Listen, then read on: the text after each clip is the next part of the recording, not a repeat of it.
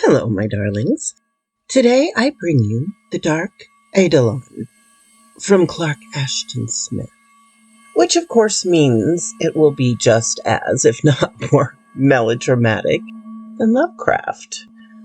But I hope you enjoy. Perhaps it can lull you off to sleep. Poseidon, Lord of Seven Hells, wherein the single serpent dwells, with volumes drawn down from pit to pit, through fire and darkness infinite. Thou Poseidon, son of nether skies, thine ancient evil never dies. For I thy sombre, fulgor flames, on sunken worlds that have no name. Man's heart enthrones thee still supreme, though the false sorcerers blaspheme. The Song of Zethra. On Zalthik, the last continent on earth, the sun no longer shone with the whiteness of its prime, but was dim and tarnished as if with a vapor of blood. New stars without number had declared themselves in the heavens, and the shadows of the infinite had fallen closer. And out of the shadows, the older gods had returned to man, the gods forgotten since Hyperborea, since Mu and Poseidoness, bearing other names but the same attributes. And the elder demons had also returned, battened on the fumes of evil sacrifice, and fostering against the primordial sorceries. Many were necromancers and magicians of Zothic, and the infamy and marvel of their doing were legended everywhere in the latter days. But among them all, there was none greater than Zamaria, who imposed his black yoke on the cities of Zylak, and later, in the proud delirium, deemed himself the veritable peer of Thasiladon, Lord of Evil. Nemiria had built his abode in Umamos, the chief town of Zylak, to which he came from the desert realm to soon, with the dark renown of his thaumaturges, like a cloud of desert storm behind him. And no man knew that in coming to Umaus he returned to the city of his birth, for all deemed him a native of Tassoon. Indeed, none would have dreamt that the great sorcerer was one with the beggar boy, Narthos, an orphan of questionable parentage, who had begged his daily bread in the streets and bazaars of Umaus. Wretched he had lived, alone and despised, and the hatred of the cruel, opulent city grew in his heart like a smoldering flame that feeds in secret, biding the time when it shall become a conflagration consuming all things. Bitter always, through his boyhood and early youth, was the spleen and rancor of Narthos towards men. And one day, the prince, Zotula, a boy but a little older than he, riding a restive palfrey, came upon him in the square before the imperial palace, and Narthos implored an alms.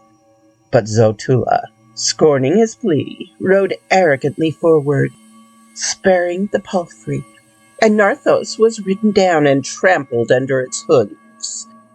And afterwards, nigh to death from the trampling, he lay senseless for many hours, while the people passed him by unheeding. And at last, regaining his senses, he dragged himself to his hovel, but he limped little thereafter all his days, and the mark of one hoof remained like a brand on his body, fading never. Later he left Amus, and was forgotten quickly by its people. Going southward into Tassoon, he lost his way in the great desert, and was near perishing. But he finally came to a small oasis where dwelt the wizard Ufalak, a hermit who preferred the company of honest jackals and hyenas to that of men. And Ufalak, seeing the great craft and evil of the starveling boy, gave succor to Narthos and sheltered him. He dwelt for years with Ufalak, becoming the wizard's pupil and the heir of his demon-wrested lord. Strange things he learned in that hermitage, being fed on fruits and grains that had sprung not from the watered earth, and wine that was not the juice of terrene grapes. And like Orphalok, he became a master in devildom, and drove his own bond with the archfiend Thassaladon. When Orphalok died, he took the name of Namira, and went forth as a mighty sorcerer among the wandering peoples and the deep-buried mummies of Tassoon. But never could he forget the miseries of his boyhood in Almos, and the wrong he had endured from Zotula. And year by year he spun over in his thoughts the black web of revenge, and his fame grew even darker and vaster. The men feared him in remote lands beyond Tassoon. With bated whispers they spoke of his deeds in the cities of Yaros and in Zul-Ba-Shair, the abode of the ghoulish deity Mordigian. And long before the coming of Namiria himself, the people of Umaus knew him as a fabled scourge that was dire than Simone or pestilence.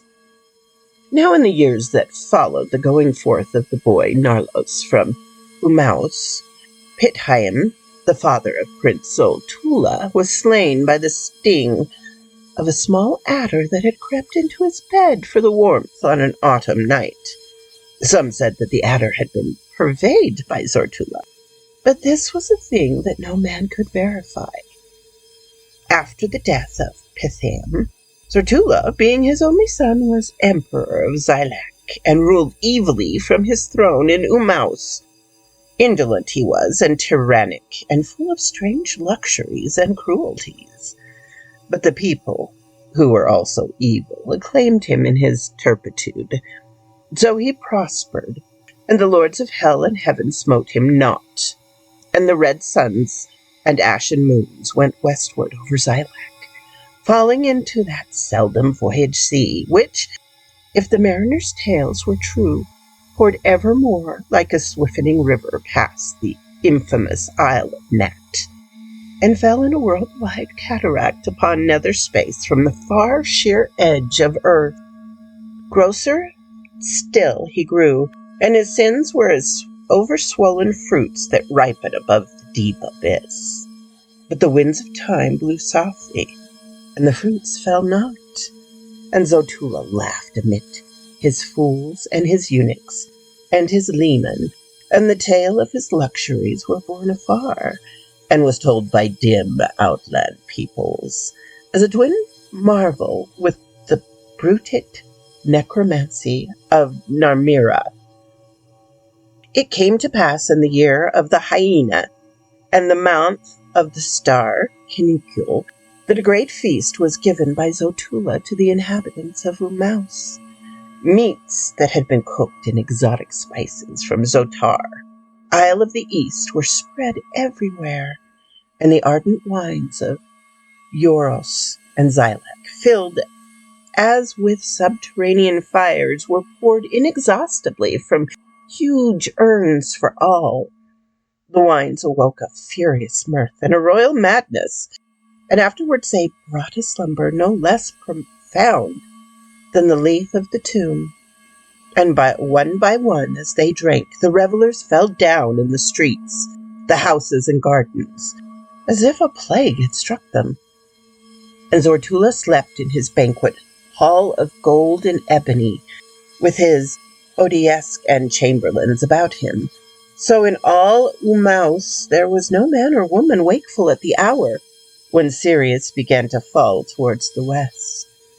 Thus it was that none saw or heard the coming of Namira, but awakening heavily in the latter forenoon, the Emperor Zoltula heard a confused babble, a troublous clamor of voices from such of his eunuchs and women as had awakened before him.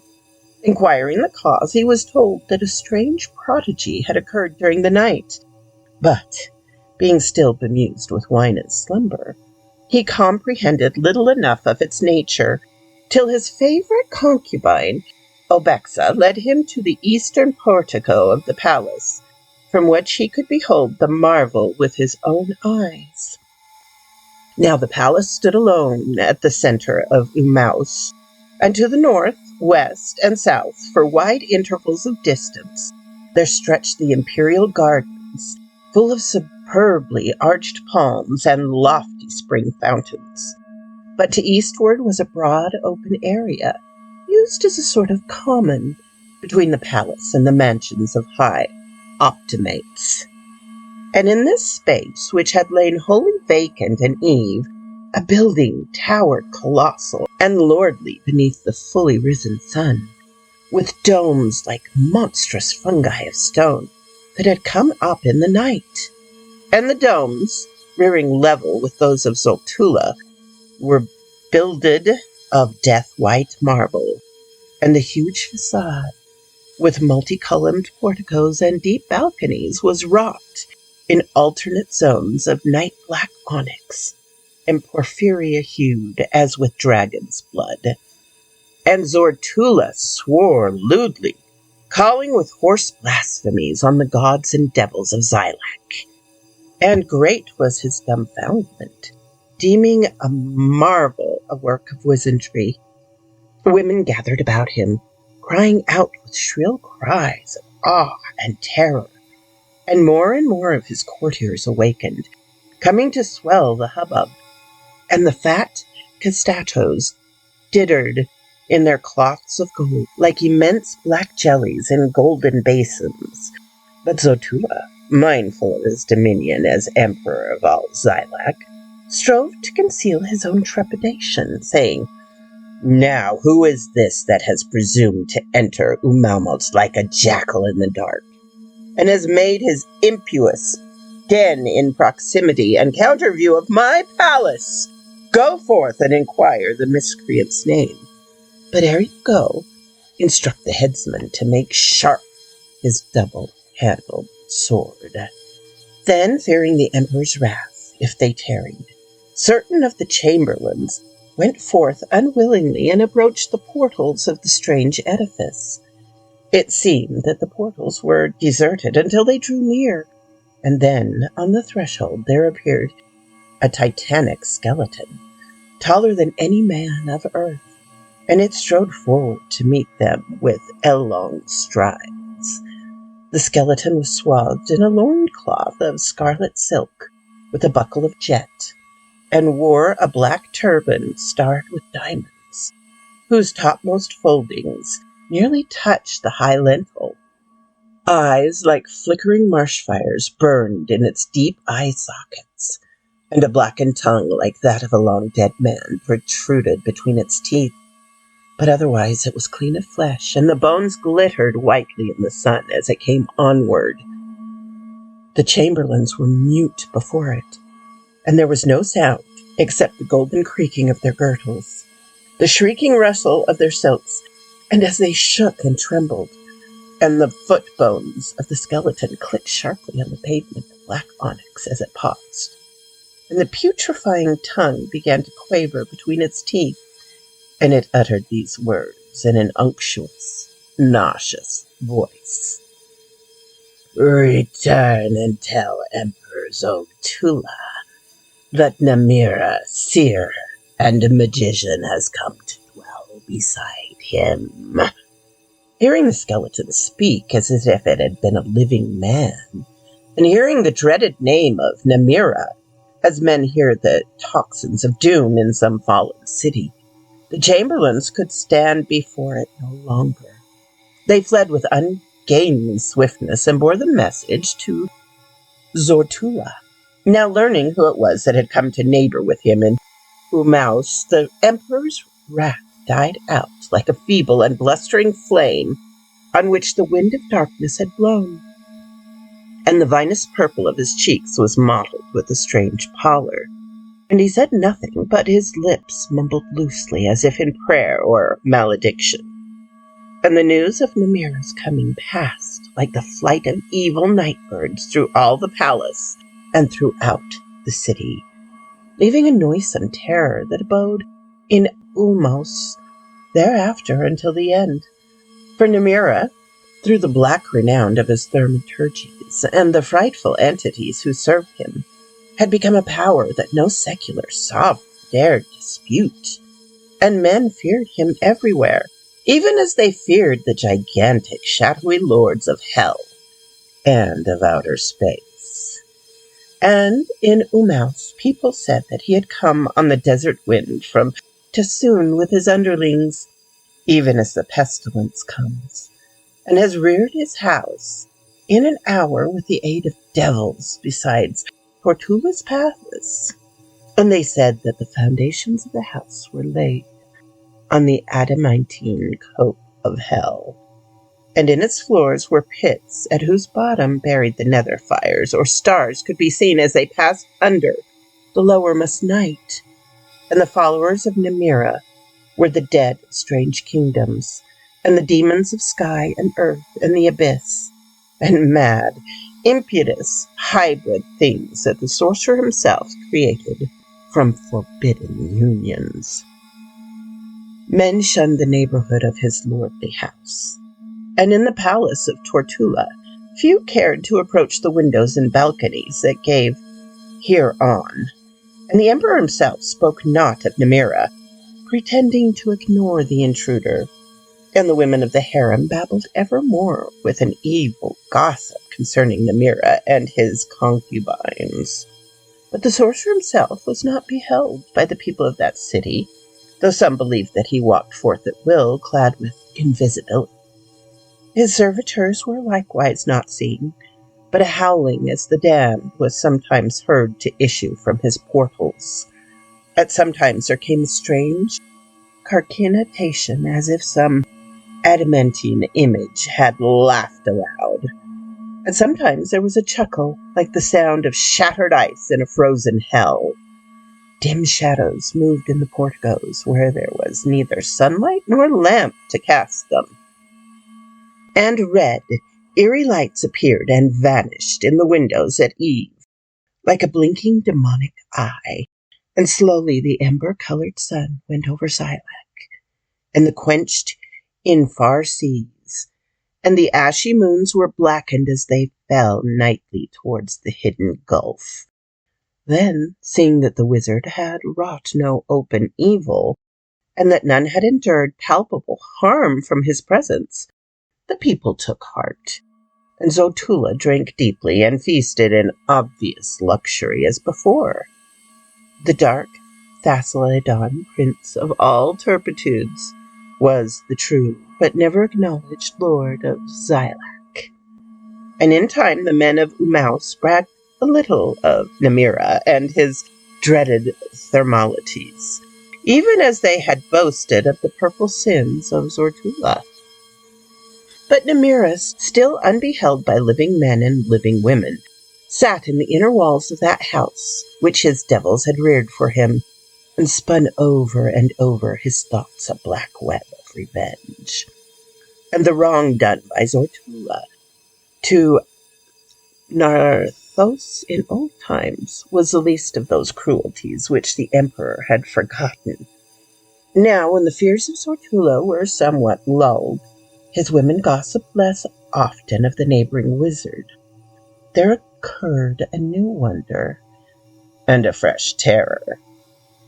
For sitting one eve at his banquet table with his courtiers about him, the emperor heard a noise of a myriad iron-shod hooves that came trampling through the palace gardens. And the courtiers also heard the sound and were startled amid their mounting drunkenness. And the emperor was angered, and he sent certain of his guards to examine into the cause of the trampling. But peering forth upon the moon-bright lawns and patterines, the guards beheld no visible shape, though the loud sounds of trampling still went to and fro. It seemed as if a rout of wild stallions passed and repassed before the facade of the palace, with tumultuous galloping and capriolas. And a fear came upon the guards as they looked and listened, and they dared not venture forth, but returned to Xotulla. And the emperor himself grew sober when he heard their tale, and he went forth with high blustering to view the prodigy. And all night the unseen hooves rang out sonorously on the pavement of onyx, and ran deep thuddings over the grasses and flowers. The palm fronds waved on the windless air as if parted by racing steeds, and visibly the tall-stemmed lilies and the broad-petaled exotic blooms were trodden under. And rage and terror nested together in Zotula's heart as he stood in a balcony above the garden, hearing the spectral tumult and beholding the harm done to his rarest flower beds. The women, the courtiers, and eunuchs cowered behind him. There was no slumber for any occupant of the palace. But towards dawn the clamor of the hooves departed, going towards Nemira's house. When the dawn was fully grown above Umaus, the emperor walked forth with his guards about him, and saw that the crushed grasses and broken-down stems were blackened as if by fire where the hooves had fallen. Plainly were the marks imprinted, like the tracks of a great company of horses. In all the lawns and parterres they had ceased at the verge of the gardens, and though everyone believed that the visitation had come from Nemira, there was no proof of this in the grounds that fronted the sorcerer's abode, for here the turf was untrodden. "A pox upon Nemira if he has done this!" cried Zotula. "For what harm have I ever done him? Verily I shall set my heel on the dog's neck, and the torture wheel should serve him, even as these horses from hell have served my blood-red lilies of Zotar, and my vein-colored irises of Nat, and my orchids from Castrog, which were purple as the bruises of love." Yikes. "Yea, though he stand the viceroy of Talacidon above earth, an overlord of 10,000 devils, my wheel shall break him, and fire shall heat the wheel white hot in its turning, till he wither black as the seared blossoms." Thus did Zotula make his brag, but he issued no orders for the execution of his threat. No man stirred from the palace towards Nemira's house, and from the portals of the wizard none came forth. For if any came, there was no visible sign or sound. So the day went over and the night rose, bringing later a moon that was slightly darkened at the rim, and the night was silent. And Zotula, sitting long at the banquet table, drained his wine cup often and wrathfully, muttering new threats against Nemira. And the night wore on, and it seemed that the visitation would not be repeated. But at midnight, lying in his chamber with Obexa, the fathom deep in his slumber from the wine, Zotula was awakened by a monstrous clangor of hooves that raced and capered in the palace porticos and in the long balconies. All night the hooves thundered back and forth, echoing awfully in the vaulted stone, while Zotula and Obexa listened, huddled close amidst their cushions and coverlets. And all the occupants of the palace, wakeful and fearful, heard the noise, but stirred not from their chamber. A little before dawn, the hooves departed suddenly, and afterwards, by day, their marks were found on the marble flags of the porches and balconies, and the marks were countless, deep graven and black as if branded there by flame. Like mottled marble were the emperor's cheeks when he saw the hoof-printed floors, and terror stayed with him henceforth, followed him to the depths of his inebriety, since he knew not where this haunting would cease. His women muttered, and some wished to flee from Umaus, and it seemed that the revels of the day and evening were shadowed by ill winds that had left their umbrage in the yellow wine and bedimmed the ocreate lamps. And again towards midnight the slumber of Zotula was broken by the hooves, which came galloping and pacing on the palace roof and through all the corridors of the halls. Thereafter, till dawn, the hooves filled the palace with their iron clatterings, and they rung hollowly on the topmost domes, as if the courtiers of God had trodden there, passing from heaven to heaven in tumultuous cavalcade. Zortula and Obexa lay together while the terrible hooves went to and fro in the hall outside their chamber. And no heart or thought for sin, nor could they find any comfort in their nearness. In the gray hour before dawn, they heard a great thundering high on the barred brazen door of the room, as if some mighty stallion, rearing, had drummed there with its 4 feet. And soon after this, the hooves went away, leaving a silence like an interlude in some gathering storm of doom. Later, the marks of the hooves were found everywhere in the halls, marring the bright mosaics. Black holes were burnt in the golden-threaded rugs, and the rugs of silver and scarlet, and the high white domes were pitted pock-wise with the marks, and far up on the brazen door of Zortula's chamber, the prints of a horse's 4 feet were incised deeply. Now in Umaus and throughout Zilak, the tale of this haunting became known, and the thing was deemed an ominous prodigy, though people differed in their interpretation. Some held that the sending came from Nimira and was meant as a token of his supremacy above all kings and emperors, and some thought that it came from a new wizard who had risen in Tinarath, far to the east, and who wished to supplant Nimira. And the priests of the gods of Zilak held that their various deities had dispatched the haunting as a sign that more sacrifices were required in the temples. Then in his hall of audience, whose floor of sard and jasper had been grievously pocked by the unseen hooves, Zortula called together many priests and magicians and soothsayers, and asked them to declare the cause of the sending and devise a mode of exorcism. But seeing that there was no agreement among them, Zortula provided the several priestly sects with the wherewithal of sacrifice to their sundry gods, and sent them away. And the wizards and prophets, under threat of decapitation if they refused, were enjoined to visit Nimira in his mansion of sorcery and learn his will, if haply the sending were his, and not the work of another. Loth were the wizards and soothsayers, fearing Nimira, and caring not to intrude upon the frightful mysteries of an obscure mansion. But the swordsmen of the emperor drove them forth, lifting great crescent blades against them when they tarried. So one by one, in a straggling order, the delegation went towards Nimira's portals, and vanished into the devil-built house.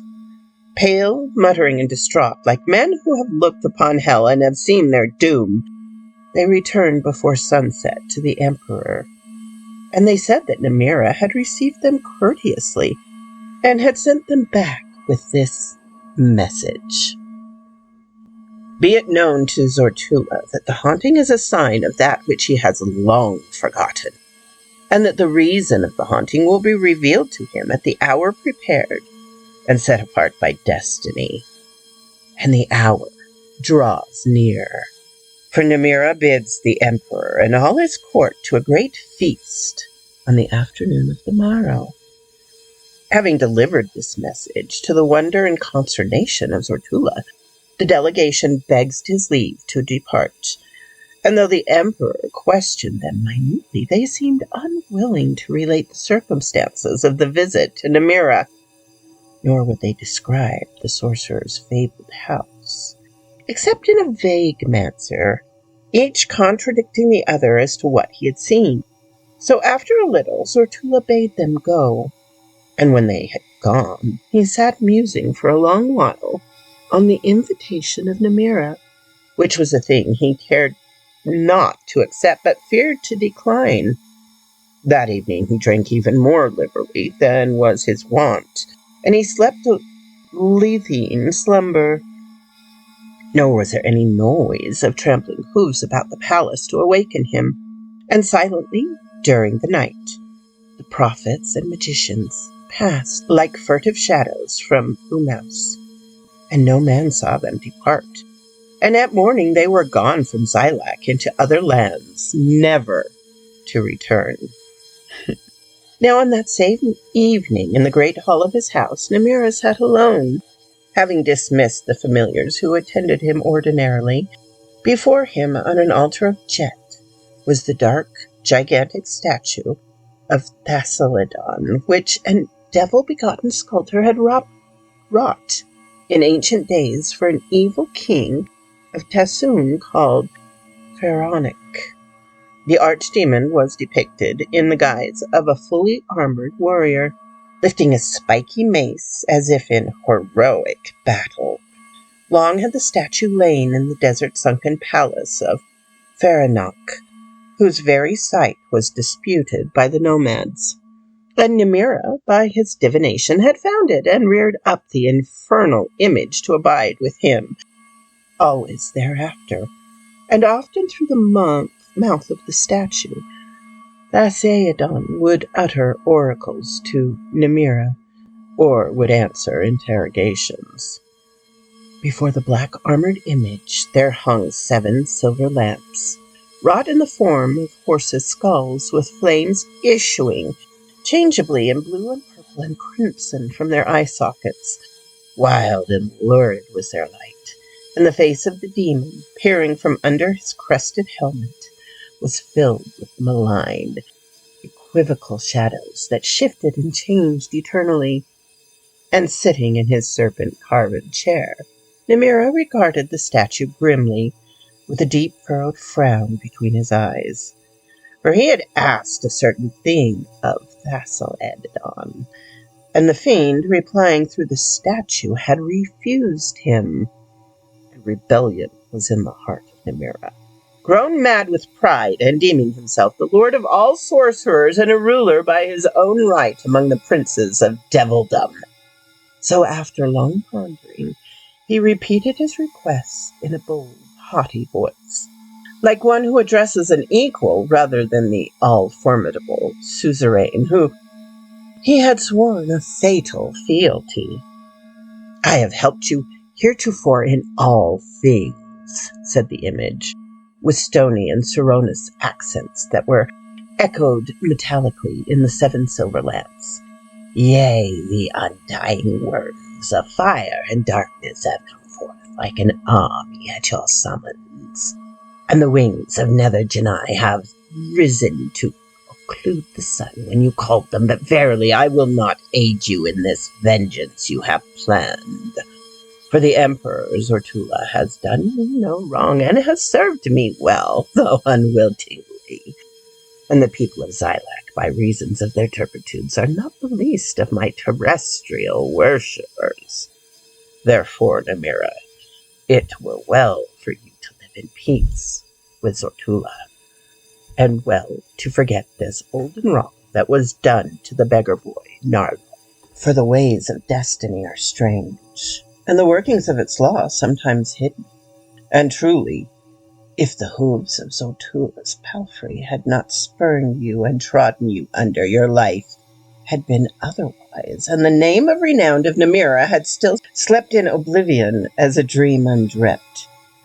Yea, you would stay still as a beggar in Umaus, content with a beggar's garum, and would have never had fared forth to become the pupil of the wise and learned Ophelok, and I, Thassaladon, would have lost the lordliest of all necromancers who have accepted my service and my bond. Think well, Namira, and ponder these matters, for both of us, it would seem, are indebted to Zortula in all gratitude for the trampling he gave you." "Yea, there is a debt," Namira growled implacably, "and truly I will pay the debt tomorrow, even as I have planned. There are those who will aid me, those who will answer my summons in your despite." "It is an ill thing to affront me," said the image after an interval, "and also it is not wise to call upon those that you designate.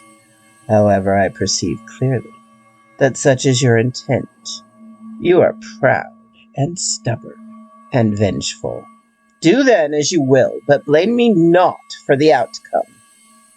So after this there was a silence in the hall where Nemira sat before the Idiom, and the flames burned darkly with changeable colors in the skull-shaped lamps, and the shadows fled and returned unrested on the face of the statue and the face of Nemira. Then towards midnight the necromancer arose and went upward by many spiral stairs to a high dome of his house, in which there was a single round window that looked forth on the constellations. But the window was set in the top of the dome. But Nemira had contrived, by means of his magic, that one entered by the last spiral of the stairs would suddenly seem to descend rather than climb, and reaching the last step would peer downward through the window, while stars passed under him in a giddying gulf. There, kneeling, Nemira touched the secret spring in the marble, and then the circular pane slid back without sound. Then, lying prone on the interior of the dome with his face over the abyss and his long beard trailing stiffly into space, he whispered a pre-human rune and held speech with certain entities who belonged neither to hell nor the mundane elements, and were more fearsome to invoke than the infernal genii or the devils of the earth, air, water, and flame. With them he made his contract, defying Thasseron's will, while the air curled about him with their voices, and rime gathered palely on his sable beard from the cold that was wrought by their breathing as they leaned earthward. Laggard and loath was the awakening of Zotula from his wine, and quickly ere he opened his eyes, the daylight was poisoned for him by the thought of that invitation which he feared to accept or decline.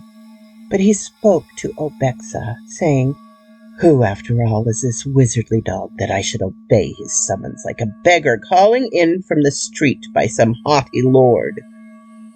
Obexa, a golden-skinned and oblique-eyed girl from Ucastrog, Isle of the Torturers, eyed the Emperor subtly and said, "O Zotula, it is yours to accept or refuse as you deem fit. And truly it is a small matter for the Lord of Lumos and all Zyla, whether to go or to stay, since naught can impugn his sovereignty. Therefore, were it not as well to go?" For Ibexa, though fearful of the wizard, was curious regarding that devil-built house of which so little was known, and likewise in the manner of women she wished to behold the famed Nemira, whose mien and appearance were still but a far-brought legend in Mouse. "There is something in which you say," admitted Zotula, "but an emperor in his conduct must always consider the public good. There are matters of state involved, which a woman can scarcely be expected to understand." So later, in the forenoon, after an ample and well-irrigated breakfast, he called his chamberlains and courtiers about him, and took counsel with them, and some advised him to ignore the invitation of Nemira, and others held that the invitation be accepted, lest a graver evil than the trampling of ghostly hooves be sent upon the palace and the city. Then Zotula called the many priesthoods before him in a body, and sought to resummon the wizards and soothsayers who had fled privately in the night. Among the latter there was none who answered the crying of his name through Umaus, and this aroused a certain wonder. But the priests came in greater number than before, and thronged the hall, so that the paunches of the foremost were straightened against the imperial dais, and the buttocks of the hindmost were flattened on the rear wall and pillars. And Zotula debated with them the matter of acceptance or refusal, and the priests argued as before, and Nemira was nowhere wise concerning with descending, and his invitation, they said, pretended no harm nor bale to the emperor, and it was plain from the terms of the message that an oracle would be imparted to Zotula by the wizard. And this oracle, if Nemira were a true archmage, would confirm their own holy wisdom and reestablish the divine source of the sending, and the gods of Xylac would again be glorified. Then, having heard the pronouncement of the priest, the emperor instructed his treasurers to load them down with new offerings and call unctuously upon Zortula and all his household with vicarious blessings of the several gods. The priest departed, and the day wore on, and the sun passed its meridian, falling slowly beyond Umamos through the spaces of the afternoon that were floored with sea-ending deserts. And still Zortula was irresolute, and he called his wine-bearers, bidding them pour for him the strongest and most magisterial of their vintages. But in the wine he found neither certitude nor decision. Sitting still on his throne in the hall of audience, he heard toward the middle afternoon a mighty and clamorous outcry that arose at the palace portals. There were deep wailings of men and the shrillings of eunuchs and women, as if terror passed from tongue to tongue, invading the halls and apartments. And the fearful clamor spread throughout all the palace. And Zortula, rousing from the lethargy of wine, was about to send his attendants to inquire the cause. Then, into the hall, there filed an array of tall mummies, clad in royal cerements of purple and scarlet, and wearing gold crowns on their withered craniums. And after them, like servitors, came giant skeletons who wore loincloths of nacre orange, and about whose upper skulls, from brow to crown, lived live serpents of banded saffron and ebon had wrapped themselves for headdresses. And the mummies bowed to Zortula, saying with thin, sere voices, "We who were once kings of the wide realm of Tassoon aforetime have been sent as a guard of honor for the Emperor Zortula to attend him as is befitting when he goes forth to the feast prepared by Namira." Then with dry clickings of their teeth and whistlings as an air, though screens of fretful ivory, the skeletons spoke. "We who were giant warriors of a race forgotten have also been sent by Namira, so that the Emperor's household, following him to the feast, should be guarded from all peril and should fare forth in such pageantry as is meet and proper." Witnessing these prodigies, the wine-bearers and the other attendants cowered about the imperial dais, or hidden behind the pillars, while Zortula, with pupils swimming starkly in a bloodshot white, with a face bloated and a ghastly pale, sat frozen on his throne and could utter no word in reply to the ministers of Namira. Then, coming forward, the mummy said in dusty accents, "All is made ready, and the feast awaits the arrival of Zortula." And the cerements of the mummies stirred and fell open at the bosom, and small rodent monsters, brown as bitumen, eyed as with accursed rubies, reared forth from the eaten hearts of the mummies like rats from their holes, and chittered shrilly in the human speech, repeating the words. The skeletons, in turn, took up the solemn sentence, and the black and saffron serpents hissed it from their skulls, and the words were repeated lastly in baleful rumblings by certain furry creatures of dubious form, hitherto unseen by Zortula, who sat behind the ribs of the skeletons as if in cages of white wicker.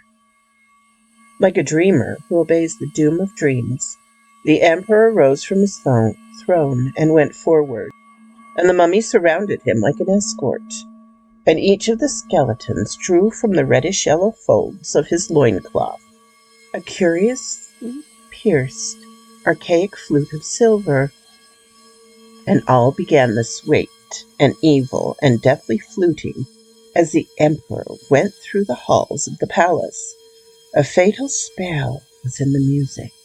For the chamberlains, the women, the guards, the eunuchs, and all members of Zortula's household, even the cooks and scullions, were drawn, like a procession of night walkers, from the rooms and alcoves in which they had vainly hidden themselves, and marshaled by the flautists, they followed after Zortula. A strange thing it was to behold this mighty company of people going forth in the slanted sunlight towards Nemira's house, with a cortege of dead kings about them, and the blown breath of skeletons thrilling eldritchly in the silver flutes.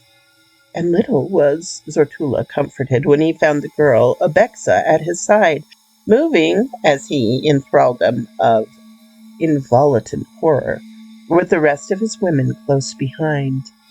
Coming to the open portals of Nemira's house, the emperor saw that they were guarded by great crimson wattling things, half dragon, half man, who bowed before him, sweeping their wattles like bloody besoms on the flags of dark onyx.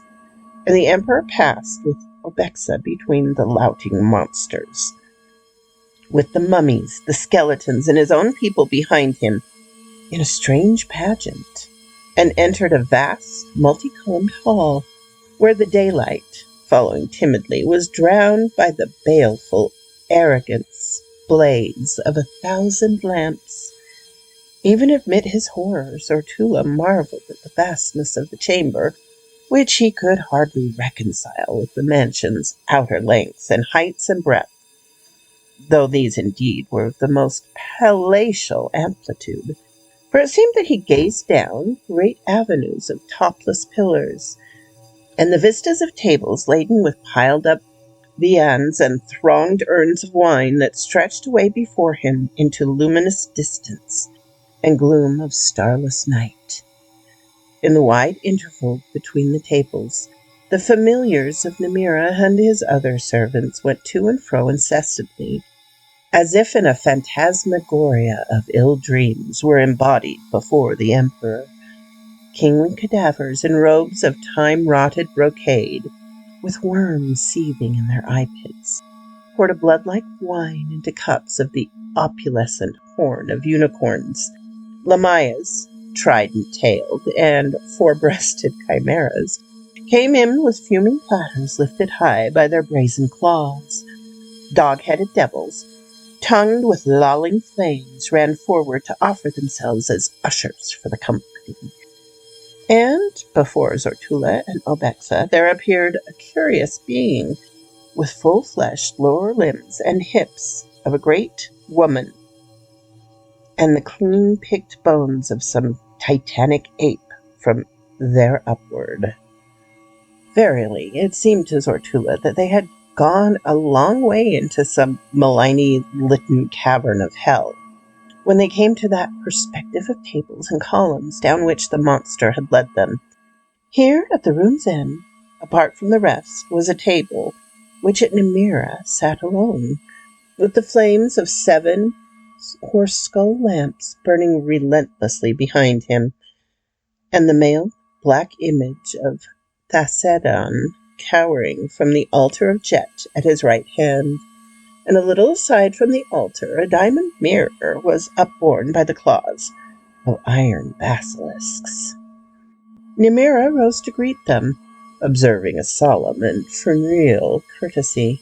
His eyes were bleak and cold as distant stars in the hollows wrought by strange, fearful vigils. His lips were like a pale red seal on a shut parchment of doom. His beard flowed stiffly in black anointed bands, locked around the bosom of his vermilion robe, like a mass of straight black serpents. Zortula felt the blood pause and thicken about his heart, as if congealed into ice, and Obexa, peering beneath lowered lids, was abashed and frightened by the visible horror that infested this man and hung about him, even as royalty upon a king. But amid her fear, she found room to wonder what manner of man he was in his intercourse with women. I bid you welcome, O Zoltula, to such hospitality as is mine to offer, said Nemira, with the iron ringing of some hidden funereal bell deep down in his hollow voice. Pray thee be seated at my table. Zoltula saw that a chair of ebony had been placed for him opposite Nemira, and another chair, less stately and imperial, had been placed at the left hand for Abexa, and the twain seated themselves. And Zoltula saw that his people were sitting likewise at other tables throughout the huge hall, with the frightful servants of Nemira waiting upon them busily, like devils attending the damned. Then Zoltula perceived that a dark and corpse-like hand was pouring wine for him in a crystal cup, and upon the hand was the signet ring of the emperors of Xylac, set with a monstrous fire opal in the mouth of a golden bat, even such a ring as Zoltula wore perpetually on his index finger.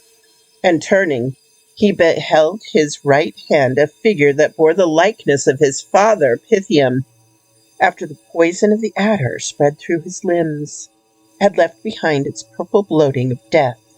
And Zoltula, who had caused the adder to be placed in the bed of Pythium, cowered in his seat and trembled with guilty fear.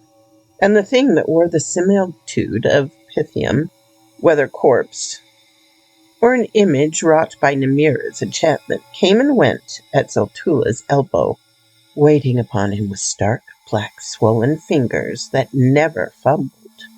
Horribly he was aware of its bulging, unregarding eyes and its livid purple mouth that was locked in a rigor of mortal silence, and the spotted adder that peered at intervals with chill orbs from its heavily folded sleeve as it leaned beside him to replenish his cup or to serve him with meat.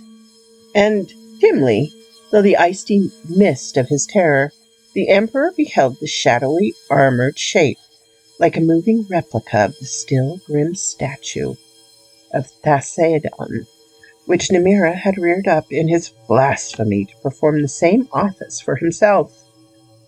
And vaguely, without comprehension, he saw the dreadful miscreant that hovered beside Obexa, a flayed and eyeless corpse in the image of her first lover, a boy from Sintram who had been cast ashore in a shipwreck on the Isle of the Torturers.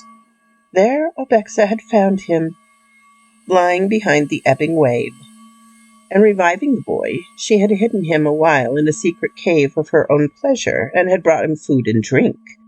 Later, wearying, she had betrayed him to the torturers, and had taken new delight in the various pangs and ordeals afflicted upon him before death by that cruel, pernicious people. "Drink," said Nemira, quaffing a strange wine that was red and dark, as if with disastrous sunsets of lost years. And Zoltula and Obexa drank the wine, feeling no warmth in their veins thereafter, but a chill, as of hemlock mounting slowly towards the heart. "Verily, 'tis a good wine," said Nemira, "and a proper one in which to toast the furthering of our acquaintance, for it was buried long ago with the royal dead in amphoria of sombre jasper, shapen like funeral urns, and my ghouls found it, when as they came to dig in Tassoon." Now it seemed that the tongue of Zoltula froze in his mouth as the mandrakes freezes in the rim-brown soil of winter, and he found no reply to Nemira's courtesy. "Pray thee, make trial of this meat," quoth Nemira, "for it is very choice, being the flesh of that boar which the torturers of Ucastrog are wont to pasture in the well-minced leavings of their wheels and racks, and more so my cooks have spiced it with the powerful balsams of the tomb, and have farced it with the hearts of adders and the tongues of black cobras." Naught could the emperor say, and even Obexa was silent, being sorely troubled in her turpitude by the presence of that flayed and piteous thing, which had the likeness of her lover from Citrom. And the dread of the necromancer grew prodigiously, for his knowledge of this old forgotten crime and the raising of the phantasm appeared to her a more baleful magic than all else. "Now I fear," said Nemira, "that you find the meat devoid of savour, and the wine without fire. So to enliven our feast, I shall call forth my singers and my musicians." He spoke a word unknown to Zortula or Orbexa, which sounded throughout the mighty hall as if 1,000 voices in turn had taken it up and prolonged it. Anon there appeared the singers, who were she-ghouls with shaven bodies and hairy shanks and long yellow tushes full of shredded carrion, curving across their chaps from mouthfuls that fawned hyena-wise on the company. Behind them entered the musicians, some of whom were male devils pacing erect on the hindquarters of sable stallions and plucking with the fingers of white apes at the lyres of the bones and sinews of cannibals from gnats. And others were pied satyrs, puffing their goatish cheeks at hot boys formed from the bosom skin of queens and the horns of rhinoceros. They bowed before Nemira with grotesque ceremony. Then, without delay, the she-ghouls began a most dolorous and execrable howling, as of jackals that have sniffed their carrion, and the satyrs and devils played a lament that was like the moaning of its desert-born winds through the forsaken palace harems. As Ortula shivered, for the singing filled his marrow with ice, and the music left his heart with desolation, as of empires fallen and trodden under by the iron-shod hooves of time.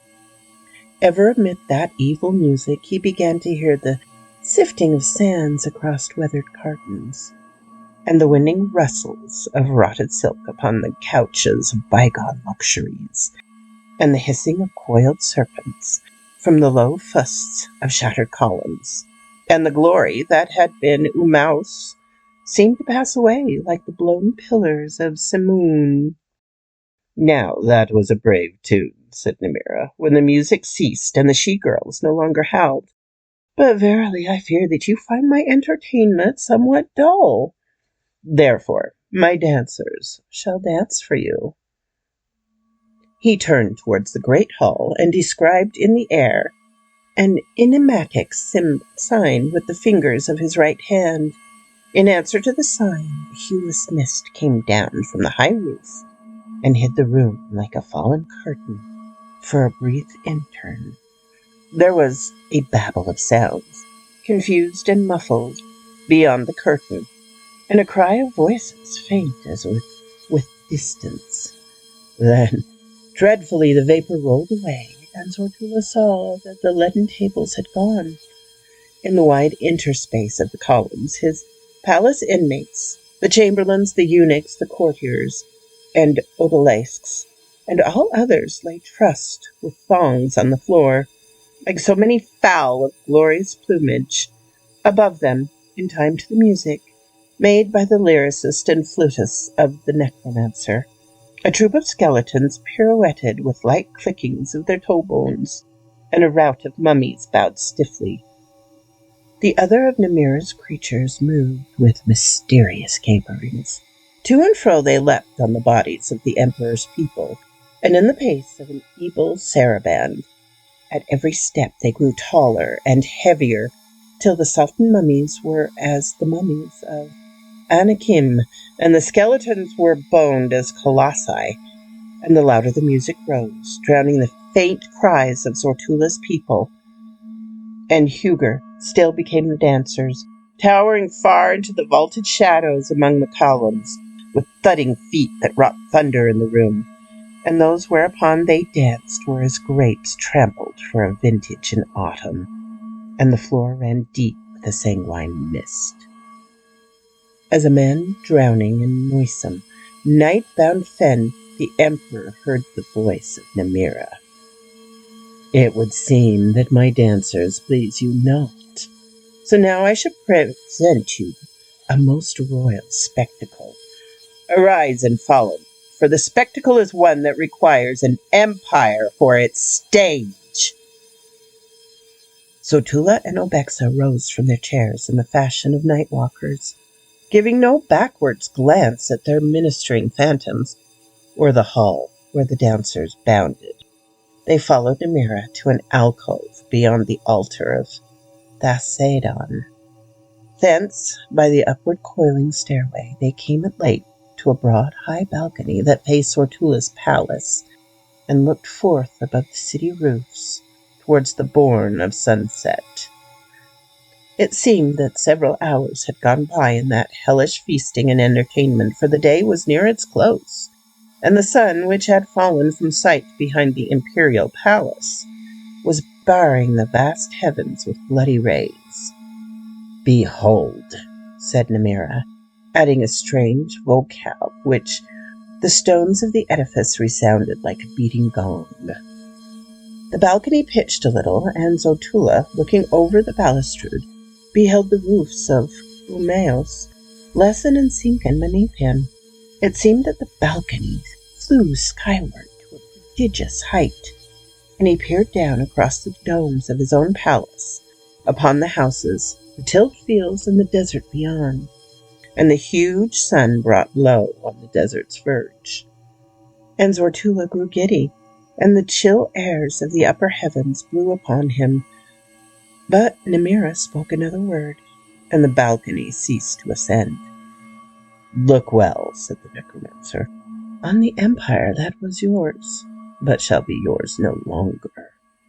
Then, with an arm outstretched toward the sunset, he called aloud the 12 names that were perdition to utter, and after them the tremendous invocation, Gnai, Pademus, Devompra, Thungus, Fodor, Avoragomon.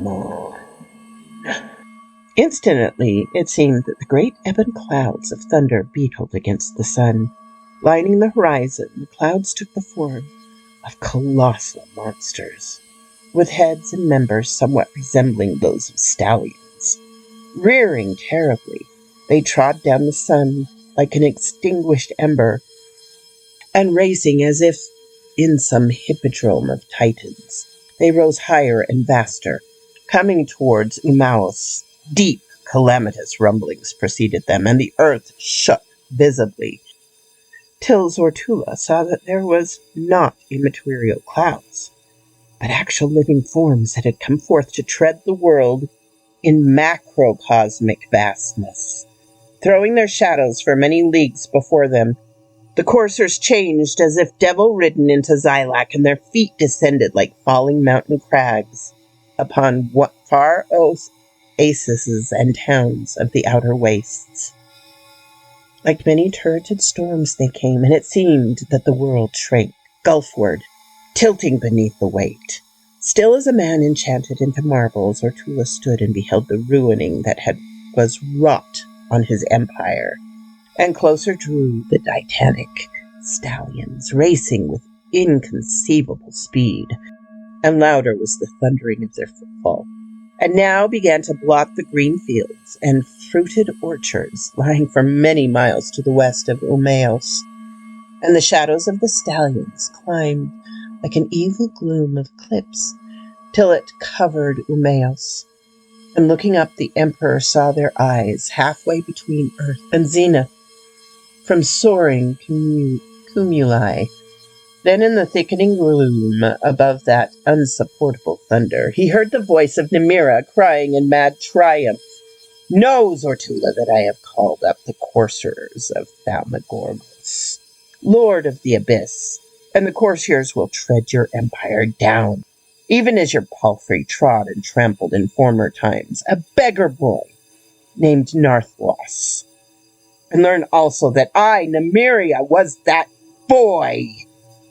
And the eyes of Namira, filled with a vain glory of madness and bale, burning like malign, disastrous stars at the hour of their cumulation, To Zortula, wholly mazed with the horror and tumult, the necromancer's words were no more than shrill, shrieked overtones of the tempest of doom, and he understood them not.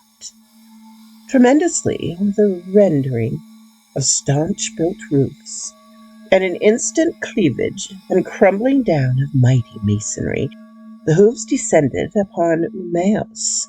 Fair temple domes were pashed like shells of the Heliotis, and haughtily mansions were broken and stamped into the ground, even as gourds. And house by house the city was trampled flat, with a crashing as of worlds beating into chaos. Far below in the darkened streets, men and camels fled like scurrying emmets, but could not escape. The implacable hooves rose and fell, till ruin was upon half the city, and night was over all. The palace of Zortula was trodden under, and now the forelegs of the courtiers loomed level with Nemira's balcony, and their heads towered awfully above. It seemed that they would rear and trample down the necromancer's house, but at that moment they parted to left and right, and a dolorous glimmering came from the low sunset, and the couriers went on, treading under them that portion of Umeos which lay to the eastward.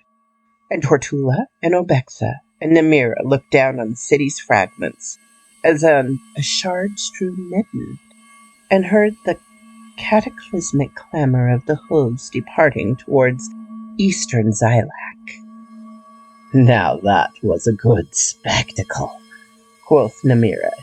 Then, turning to the emperor, he added, malignly, "Think not that I have done with thee, however, or that thy doom is yet consummated." It seemed that the balcony had fallen to its former elevation, which was still a lofty vantage above the sharded ruins. And Nemira plucked the emperor by the arm and led him from the balcony to an inner chamber, while Obexa followed mutely. The emperor's heart was crushed within him by the trampling of such calamities, and despair weighed upon him like a foul incubus on the shoulders of a man lost in some land of accursed night.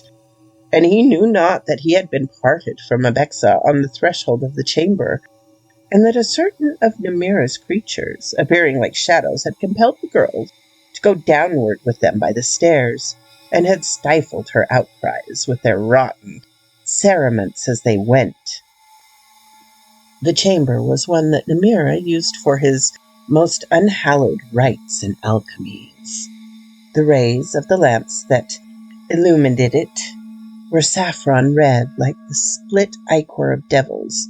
They flowed on aludens and crucibles, and black athors and alembics, wherefore the purpose was hardly to be named by mortal men. The sorcerer heated in one of the alembics a dark liquid full of star-cold lights, while Zotula looked on unheeding, and when the liquid bubbled and sent forth a spiral vapor, Nemira distilled it into goblets of gold-rimmed iron, and gave one of the goblets to Zotula, and retained the other himself. And he said to Zotula with a stern, imperative voice, "I bid thee quaff this liquor." Zotula, fearing that the draught was poison, hesitated, and the necromancer regarded him with a lethal gaze, and cried loudly, "Fearest thou to do as I?" And therewith he set the goblet to his lips. So the emperor drank the draught, constrained as if by the bidding of some angel of death, and a darkness fell upon his senses. But ere the darkness grew complete, he saw that Nemira had drained his own goblet. Then, with unspeakable agonies, it seemed that the emperor died, and his soul floated free. And again he saw the chamber, though with bodiless eyes, and discarnated he stood in the saffron-crimson light, with his body lying as if dead on the floor beside him, and near its prone body of Nemira and the two fallen goblets. Standing thus, he beheld a strange thing, for anon his own body stirred and arose, while that of the necromancer remained still as death.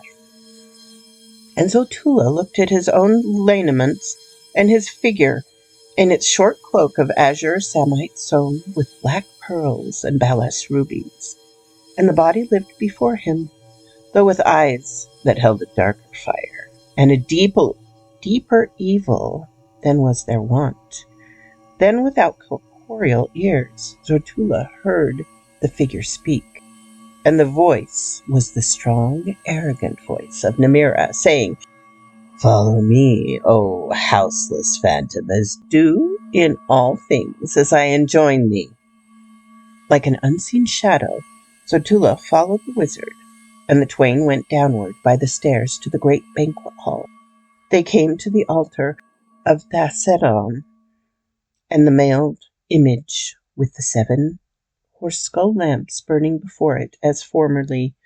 Upon the altar, Zortula's beloved Layman of Bexa, who alone of all women had power to stir his sated heart, was lying bonded with throngs at Thaciedon's feet. But the hall beyond was deserted. Nothing remained of that saturnalia of doom except the fruit of the treading, which had flowed together in dark pools among the columns. Namira, using the emperor's body in all ways for his own, paused before the dark Aedeon, and said to the spirit of Zortula, "Be imprisoned in this image, without power to free thyself or to stir in any wise." Being wholly obedient to the will of the necromancer, the soul of Zortula was embodied in the statue, and he felt its cold, gigantic armor about him like a straight sarcophagus, and he peered forth immovably from the bleak eyes that were overhung by its cavern helmet. Gazing thusly, he beheld the change that had come on his own body through the sorceress possession of Namira, for below the short azure cloak, the legs had turned suddenly to the hind legs of a black stallion, with hooves that glowed redly as if heated by infernal fire.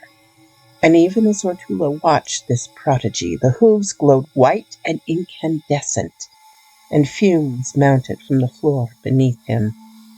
Then, on the black altar, the hybrid abomination came pacing haughtily towards Obexa, and smoking footprints appeared behind it as it came. Pausing beside the girl who lay supine and helpless, regarding it with eyes that were pools of frozen horror, it raised one glowing hoof, and set the hoof on her naked bosom between the small breast cups of golden filigree, begemmed with rubies. And the girl screamed beneath that atrocious treading as the soul of one newly damned might scream in hell.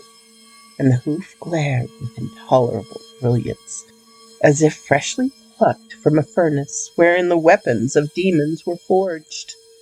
At that moment, in the cowed and crushed and shodden shape of the Emperor Zortula, close locked within the adamantine image, there awoke the manhood that had slumbered unroused before the ruining of his empire and the trampling of his retinue. Immediately a great abhorrence and a high wrath were alive in his soul, and mightily he longed for his own right arm to serve him, and a sword in his right arm. Then it seemed that a voice spoke within him, chill and bleak and awful, and as if uttered inward by the statue itself. And the voice said, "I am Thaceedon, lord of the 7 hells beneath the earth, and the hells of man's hearts above the earth, which are 7 times 7. For the moment, O Zortula, my powers become thine for the sake of mutual vengeance. Be one in all ways with the statue that has my likeness, even as the soul is one with the flesh. Behold, there is a mace of adamant in thy right hand. Lift up the mace and smite!" Zortula was aware of a great power within him, and giant thews about him that thrilled with the power, and responded agilely to his will. He felt in his mailed right hand the hilt of the huge spiky-headed mace, and though the mace was beyond the lifting of any man in mortal flesh, it seemed no more than a goodly weight to Zortula. Then rearing mace like a warrior in battle, he struck down with one crashing blow the impious thing that wore his own rightful flesh, united with the legs and hooves of demon courser. And the thing crumpled swiftly down, lay with the brain spreading pulpily from its shattered skull on the jetting jet. From its shattered skull on the shining jet, and the legs twitched a little, and then grew still, and the hooves glowed from a fiery, blinding white to the redness of red-hot iron, cooling slowly. For a space there was no sound other than the shrill screaming of the girl Obexa, mad with pain and the terror of those prodigies which she had beheld. Then in the soul of Zotula, grown sick with that screaming, the chill, awful voice of Thasaeadon spoke again. "Go free, for there is nothing more for thee to do." So the spirit of Zotula passed from the image of Thasaeadon and found in the wider air the freedom of nothingness and oblivion. But the end was not yet for Nemira, whose mad, arrogant soul had been loosed from Zotula's body by the blow, and had returned darkly, not in the manner planned by the magician, to its own body lying in the room of accursed rites and forbidden transmigrations. There Nemira woke anon, with a dire confusion in his mind and a partial forgetfulness, for the curse Thasaeadon was upon him now because of his blasphemies. Nothing was clear in his thoughts except a maligned, exorbitant longing for revenge, but the reason thereof and the object were as doubtful shadows, and still prompted by that obscure animus, he arose, and girding his side an enchanted sword with runic sapphires and opals in the hilt, he descended the stairs and came again to the altar of Thasaeadon, where the mailed statue stood as impassive as before, with the poised maze in an unmovable right hand, and below it, on the altar, the double sacrifice. A veil of weird darkness was upon the senses of Nemira, and he saw not the stallion-legged horror that lay, dead with slowly blackening hooves, and he heard not the moaning of the girl Obexa, who still lived beside it, but his eyes were drawn by the diamond mirror that was upheld in the claws of black iron basilisks beyond the altar. And going to the mirror, he saw thereon a face that he knew no longer for his own, and because his eyes were shadowed and his brain filled with the shifting webs of delusion, he took that face for that of the Emperor Zotula.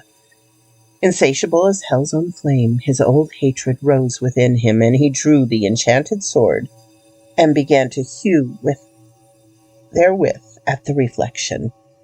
Sometimes, because of the curse laid upon him and the impious transformation which he had performed, he thought himself Zotula warring with the necromancer, and again in the shiftings of his madness he was Nemira smiting at the emperor, and then again, without name, he fought a nameless foe. And soon the sorceress blade, though tempered with formidable spells, was broken close to the hilt.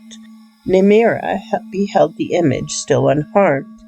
Then, howling aloud the half-forgotten ruins of a most tremendous curse made invalid through his own forgettings, he hammered still with the heavy sword hilt on the mirror, till the runic sapphires and opals cracked in the hilt and fell away at his feet in little fragments.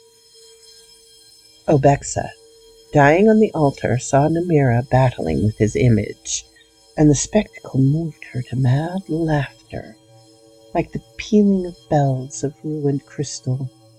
And above her laughter, and above the cursings of Nemira, there came anon, like the rumbling of a swift-driven storm, the thunder made by the macrocosmic stallions of Thalmagorgas, returning gulfward through Thylac, over Umaus, to trample down the one house that they had spared aforetime. So quoth this raven. One thing about Ashton Clark Smith is it's very much a tongue twister to read his prose. And gets harder the further you go on. But I do hope you've enjoyed this. I will have to share this on r/wizarding posting. I hope they enjoy it there. This seems very much up their alley. Anyway, my darlings, have a lovely rest of your week. My best to you all. You're all so beautiful and wonderful, and I appreciate you. Bye-bye.